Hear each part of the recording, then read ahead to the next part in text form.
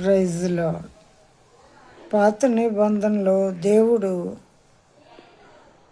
దేవుని మందిరమును నిర్మించుకున్నటకు దేనిని ఏర్పాటు చేసుకున్నాడని మనం చూసినట్లయితే తుమ్మకర్రతో మందిరాన్ని నిర్మించమని ఏర్పాటు చేసుకున్నాడు. తుమ్మకర్రనే ఎందుకు ఏర్పాటు చేసుకున్నాడు?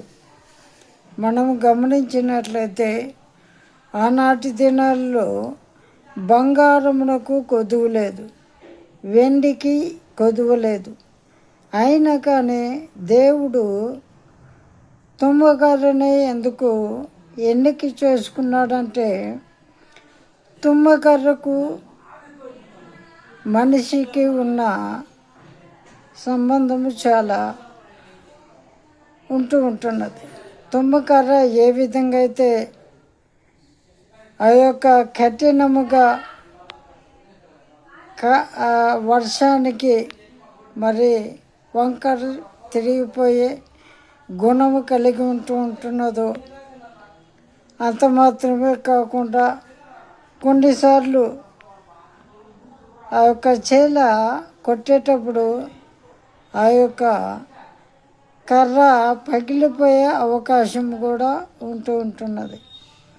అయినను తుమ్మకర్రని ఎందుకు సాదృశ్యముగా ఎన్నిక చేసుకున్నాడంటే అది మనిషి యొక్క జీవితానికి సరిపడా ఉంటున్నది కనుక దానిని ఏర్పాటు చేసుకున్నాడు.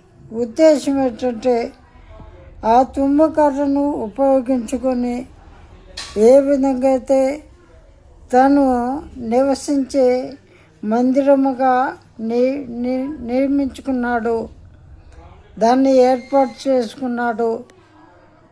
మందిరము తుమ్మకర్రతో నిర్మించిన తరువాత ఆ యొక్క పైన బంగారపు పూత పూసిన విధానం మనం చూస్తూ ఉంటున్నాం. అంటే మనిషి యొక్క బండపారిపోయిన జీవితాన్ని, పాత జీవితాన్ని, పనికిమాలిన జీవితాన్ని దేవుడు తాను ఎన్నిక చేసుకొని మనిషి యొక్క జీవితాన్ని మార్చి, వారి యొక్క పాత రోత జీవితాన్ని మార్చి యొక్క దేవుడు నివసించే దేవాలయముగా, దేవుని రాజ్యానికి వారసునిగా ఒక మనిషిని ఎన్నిక చేసుకొని మార్చాలన్నదే దేవుని యొక్క ఉద్దేశం.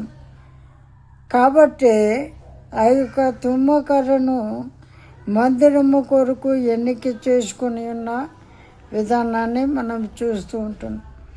కాబట్టి మనము కూడా ఆ యొక్క తుమ్మకర్ర ఇప్పటి వరకు ఎలా ఉన్నాను, పనికి రానిదిగా ఉన్నాను, దేవుని చేతులకు వచ్చిన తర్వాత, దేవుడు ఎన్నిక చేసుకున్న తర్వాత దేవుడు నివసించగలిగే పవిత్ర స్థలముగా, పరిశుద్ధ స్థలముగా ఎలాగో మార్చబడి ఉన్నదో మనము కూడా పరిశుద్ధముగా మన జీవితాన్ని, మన ఆత్మను కాపాడుకుంటూ మన హృదయంలో దేవుడు నివసించగలిగే ఒక దేవాలయముగా మనము కూడా తుమ్మకర్ర ఏ విధంగా అయితే మార్పు చెంది ఉన్నదో అలాగే మనము కూడా మారి దేవుడు నివసించగలిగిన ఒక పరిశుద్ధమైన బిడ్డలముగా నువ్వు నేను ఆయన కొరకు వాడబడాలని ప్రభు పేట కోరుకుంటూ చిన్న మాటలు దేవుడు దీవించి ఆశీర్వదించునుగాక. ఆమేన్, ఆమేన్, ఆమేన్.